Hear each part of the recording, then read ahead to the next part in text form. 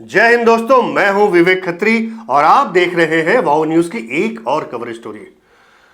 दोस्तों, आपने ये खबर पढ़ी ही होगी कि 19 सितंबर 2025 यानी आज से 50 दिन बाद मिग 21 बाइसन के 2 स्क्वाड्रन वायुसेना से रिटायर हो रहे हैं।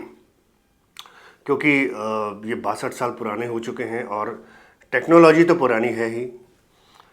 अच्छी बात है, एक उम्र के बाद रिटायर होना ही पड़ता है, चाहे आदमी हो चाहे मशीन हो। लेकिन इंडियन एयरफोर्स के लिए ये अच्छी खबर नहीं है, भयानक खबर है, साथ ही बहुत ही खतरनाक भी। कैसे, आइए समझते हैं। ये बात बरसों पहले बताई जा चुकी है कि भारतीय वायुसेना को अपनी सीमाओं की रक्षा के लिए कम से कम मिनिमम 42 स्क्वाड्रन्स की जरूरत है। और अभी हैं कितने हमारे पास? 31। आपको पता होगा कि एक स्क्वाड्रन में 18 वायुयान, लगभग 18 फाइटर जेट्स या 18 एयरक्राफ्ट्स होते हैं। तो इस हिसाब से 42 मतलब हमें लगभग 800 फाइटर जेट्स की ज़रूरत है। और हैं कितने? लगभग 600। 31 स्क्वाड्रन मतलब ऑलमोस्ट राउंड फिगर में बात करते हैं 600। और इन 31 स्क्वाड्रन में भी बहुत से ऐसे हैं जो कि अब पुराने हो चुके हो, जिनको रिटायर होना ही है, आज हो चाहे 2 साल बाद हो। जैसे मिग 21 हो गया, जो कि सबसे पहले 19 सितंबर को रिटायर हो रहा है। 2 स्क्वाड्रन ऐसे ही कम हो जाएगी, 31 की घट के 29 हो जाएगी। इसके बाद अगला नंबर है जगुआर का, वो भी पुराने हो चुके हैं। 2-3 सालों में वो रिटायर होंगे, फिर घट के आप 27 रह जाओगे। उसके बाद मिराज 2000 का नंबर, वो घट के आप 23-24 रह जाओगे। तो यानी जहां हमें ज़रूरत है 42 स्क्वाड्रन्स की, वहां घट के आपकी संख्या है लगभग आधी। दोस्तों, आपको पता है कि आपका जो मेजर एनिमी है चाइना के पास कितने स्क्वाड्रन है एयरक्राफ्ट के? आज के डेट में है 66। और रोज तेजी से नए वायुयान वो बना रहा है। यानी कुछ ही महीनों में या 1-2 सालों में वो संख्या बढ़ के हो जाएगी 70। और 1-2 सालों बाद आपकी संख्या कितने होने वाली है? 25, 26, 27, 29 तो इसी साल हो जाएगी। 2-3-4 और घटेंगे 2-3 सालों में, घट के आप 24 हो जाओगे। और उसमें भी चाइना के पास जो फाइटर एयरक्राफ्ट्स हैं, वो हैं नई टेक्नोलॉजी के 4.5 और 5th जनरेशन के। 5th जनरेशन के जो स्टेल्थ एयरक्राफ्ट होते हैं, वो भर भर के उनके पास सैकड़ों की संख्या में है। और आपको पता है भारत के पास कितने स्टेल्थ फाइटर हैं 5th जनरेशन के? 0, एक भी नहीं। यानी ये बेहद चिंता की बात है। अच्छा दोस्तों, सिर्फ चिंता ही की बात नहीं, ये देश की सुरक्षा की बात है, इसलिए और भी ज़्यादा खतरनाक हो जाती है बातें। अच्छा, अब ये समस्या क्यों है, इसका कारण क्या है, इसको समझते हैं। भारत को क्यों नए एयरक्राफ्ट नहीं मिल पा रहे? पुराने खत्म होते जा रहे हैं, नए मिल नहीं पा रहे हैं। उसका कारण क्या है? उसका एकमात्र कारण ये है कि आपको याद होगा, फ्रांस से 36 राफेल खरीदे गए थे। उसके बाद भारत सरकार ने ये डिसाइड किया कि हम मेक इन इंडिया के तहत आत्मनिर्भर बनेंगे और आगे जितने भी एयरक्राफ्ट बनेंगे उन्हें भारत में ही बनाया जाएगा। ठीक है साहब, बड़ी अच्छी सोच है, आत्मनिर्भर बनना चाहिए। हमारा देश हर चीज़ में आत्मनिर्भर बन रहा है, तो डिफेंस में क्यों पीछे रहे? मैं भी इस बात का पूर्ण समर्थन करता हूँ। लेकिन सवाल ये है कि देखिए, आत्मनिर्भर होना बहुत अच्छी बात है और प्रैक्टिकल सॉल्यूशन वही है, परमानेंट सॉल्यूशन वही है। लेकिन आपका बच्चा 2014-15 में पैदा हुआ है, 10 साल का बच्चा आपका है। मेक इन इंडिया जो है 10-12 साल का बच्चा है आपका, है ना। डिफेंस में आत्मनिर्भर होने के लिए, वो भी फाइटर एयरक्राफ्ट में, आपको कम से कम 25 से 30 साल लगते हैं। चाइना 40 साल से लगा हुआ है, आपको कम से कम 25-30 साल तो लगेंगे। आप हैं कितने पुराने? आत्मनिर्भर भारत की ये जो मिशन है, मेक इन इंडिया कह लीजिए, कितना पुराना है? 2014-15 में मोदी जी ने लॉन्च किया है। तो भैया 10 साल का बच्चा आपका है, उसको बड़ा होने तो दीजिए, उसको पालिए पोसिए, स्ट्रांग करिए, उसके बाद उसको पाकिस्तान और चीन से लड़ने भेजिएगा। 10 साल के बच्चों की फौज तैयार करके तो आप नहीं लड़ाएंगे ना। अच्छा, आत्मनिर्भर भारत के तहत तेजस तो आपको पता है बहुत पहले से बनाने की प्लानिंग चल रही है, वो बनाना शुरू भी किया इंडिया ने। लेकिन अब तक टोटल इंडियन एयरफोर्स ने लगभग 40 एयरक्राफ्ट के ऑर्डर एक बार दिए तेजस के, उसके बाद 83 के दोबारा दिए, माने टोटल 123 या इससे शायद और भी ज़्यादा हो तो मुझे पता नहीं, मुझे 123 का पता है। मिले कितने हैं आपको मालूम है? लगभग 36 दो स्क्वाड्रन। उसका रीज़न आपको बताते हैं। ऐसा नहीं है कि डीआरडीओ या एचएएल इसमें देरी कर रहे हो, देरी हो रही है सरकार की ओर से। पहले सरकार की ओर से देरी हुई। आपको याद है कि कावेरी इंजन की तैयारी चल रही है इंडिया में पिछले कई दशकों से। ये इंजन तैयार किया जा रहा है फाइटर एयरक्राफ्ट के लिए, और एक एयरक्राफ्ट को उड़ाने के लिए, तेजस को उड़ाने के लिए आपको 110 किलो न्यूटन थ्रस्ट की ज़रूरत है। और कावेरी अभी तक इतने सालों में डेवलप जो हो पाया है वो मैक्सिमम 73 किलो न्यूटन की थ्रस्ट आपको दे रहा है, यानी कि वो तेजस को या किसी भी फाइटर जेट को उड़ाने में सक्षम नहीं है। इसीलिए मैंने अभी 1-2 एपिसोड पहले आपको बताया था कि कावेरी इंजन, घातक की मैंने बात की थी, घातक ड्रोन्स की जो बिना पायलट के चलेगा। तो कावेरी इंजन अब उस ड्रोन में लगाने की तैयारी हो रही है, क्योंकि फाइटर एयरक्राफ्ट का लोड वो नहीं ले पाएगा, लेकिन ड्रोन को चला सकता है।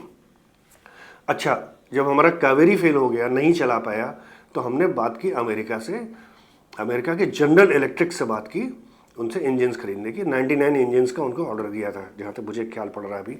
और अमेरिका से जो हमने डील करी वो 2 इंजन्स की करी थी। GE 404 हमने करी थी, वो थी तेजस मार्क 1 और 1A के लिए। और GE F414 की हमने डील करी थी, वो तेजस मार्क 2 के लिए, मार्क 2A के लिए और एमका के लिए, AMCA के लिए, जो भारत का 5th जनरेशन का स्टेल्थ विमान होगा। अमेरिका ने वो ऑर्डर लटका दिया। किसी साल 2 इंजन देता है, किसी साल 5 इंजन देता है, किसी साल 6 इंजन देता है। और कहा यह जा रहा है कि बनने में दिक्कत आ रही है साहब, सप्लाई चेन में दिक्कत आ रही है। इसके पीछे विशुद्ध राजनीति है। सबसे पहले तो देर इसलिए लगी, आपको बताता हूँ, भारत सरकार ने ये डील करने में ही काफ़ी टाइम लगा दिया। कई महीने, 6 महीने, 7 महीने, 8 महीने तो खाली डील करे कि ना करे, क्या करे। हमारे यहाँ पंचायत ज़्यादा होती है ना, तो वो करने में टाइम बर्बाद कर दिया। उसके बाद ऑर्डर दिए गए, थोड़े बहुत इंजन मिले, उसके बाद आपने रशिया से S-400 खरीद लिया, अमेरिका फिर चढ़ गया, उसने इंजन की सप्लाई रोक ली। सीधे सीधे मना नहीं किया, बहाना बना दिया कि अरे मैन्युफैक्चरिंग में देर लग रही है, सप्लाई चेन में देर लग रही है। अमेरिका कभी नहीं चाहता कि आप तेजस को बनाओ, या आप एमका बनाओ, या आप AMCA बनाओ, या आप आत्मनिर्भर बनो डिफेंस पे। आप आत्मनिर्भर बन जाओगे तो अमेरिका के हथियार कौन खरीदेगा? तो अमेरिका से जो आप इंजन खरीद रहे हो, उसके भरोसे आप न कभी तेजस बना पाओगे, न कभी एमका बना पाओगे। वो करने में लग जाएंगे 10-12 साल। तब तक चाइना जो है 70 के 80 स्क्वाड्रन उसके पास हो जाएंगे, और उसके 5th क्या छोड़िए, 6वें और 7वें जनरेशन के एयरक्राफ्ट उसके हवा में उड़ रहे होंगे, जब तक आप तेजस और एमका लेके आओगे। समस्या विकट है। तो आत्मनिर्भर बनना अच्छी बात है, लेकिन आप आत्मनिर्भर बन के अपने हवाई जहाज अगर 10 साल बाद तैयार करोगे तो कौन काम के है भाई? आज एक उदाहरण दे के आपको समझा रहा हूं, बिल्कुल देसी उदाहरण दे रहा हूं। आज मान लो आप कहीं के राजा हो, आपने अपने राज्य में तलवारें बनने का फैक्ट्री लगा दी कि भैया तलवारें बनाएंगे, और आपको बनाने में देर लग रही है। पड़ोसी राज्य जब आपके ऊपर आक्रमण करेगा तो आप क्या बोले, भैया रुक जाओ, 5 साल रुक जाओ भाई, हमारी तलवार अभी बनी नहीं है। रुकेगा नहीं ना। तो वही स्थिति है ना, जब चाइना और पाकिस्तान आक्रमण करेंगे, और शायद बांग्लादेश भी मिल जाएगा उनके साथ, तो क्या आप ये बोलोगे उनसे कि भैया हमारा अभी तेजस बना नहीं है, एमका अभी तो उसका तो टेस्टिंग भी नहीं हुई, रुक जाओ 10 साल बाद लड़ेंगे?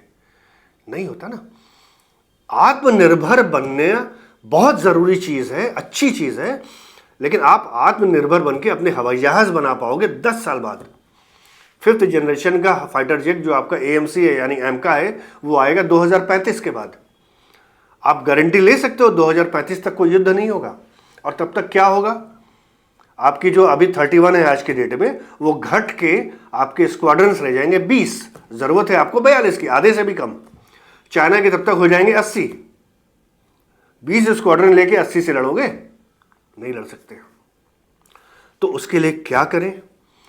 उसके लिए ये करें कि आपको जब तक आपके इंजन का मैटर सॉल्व नहीं होता, जब तक आपका तेजस और एमका बन के रेडी नहीं होते, आपको बाहर से फाइटर जेट्स लेने ही पड़ेंगे, और वो भी आधुनिक।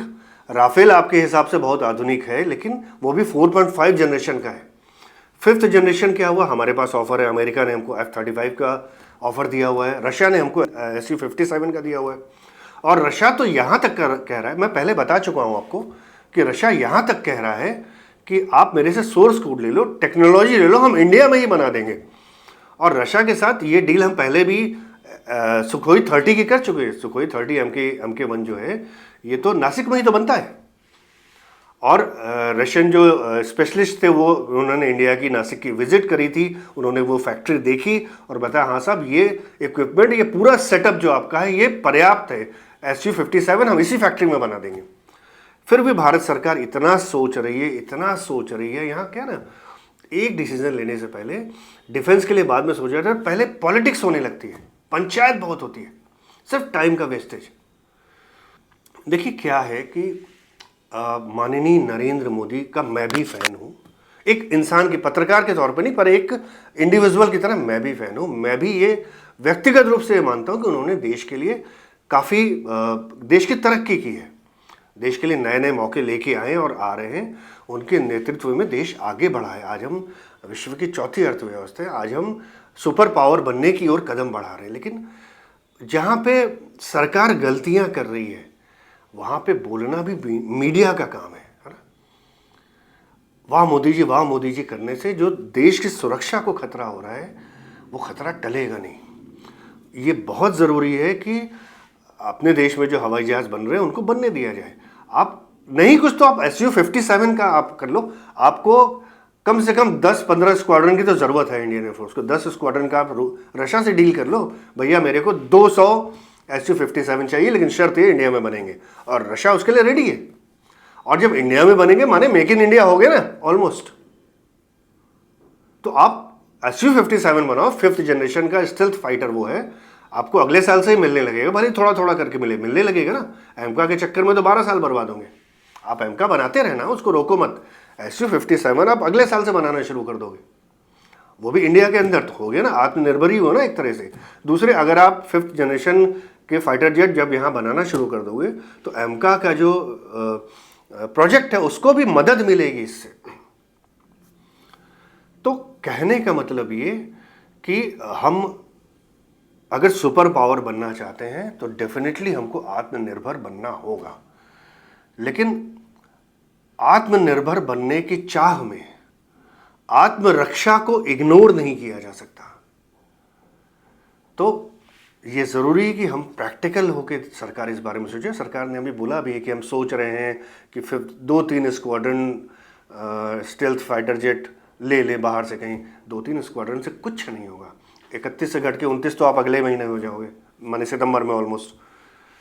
तो क्या हो गया, आपने 2 स्क्वाड्रन घट गई, 31 से 29 हो गई, फिर आपने 2 और ले ली, फिर 31 कहाँ गए, वहीं के वहीं। फिर अगले 1-2 साल बाद आपके जगुआर की 3 स्क्वाड्रन कम हो जाएगी, फिर आप खरीदते रहना। 1-2 स्क्वाड्रन से कम भारत को 10 स्क्वाड्रन फाइटर एयरक्राफ्ट, वो भी 5th जनरेशन के, इस समय खरीदना बहुत ज़रूरी है। रही बात आत्मनिर्भर होने की, तो वो तो बहुत अच्छी चीज़ है, वो लॉन्ग टर्म पॉलिसी है और उसी में सुपर पावर बनने के लिए भविष्य है।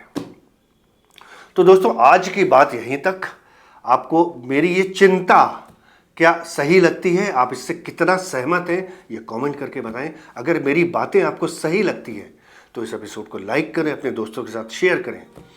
हम फिर हाजिर होंगे एक नए एपिसोड के साथ। तब तक जय हिंद।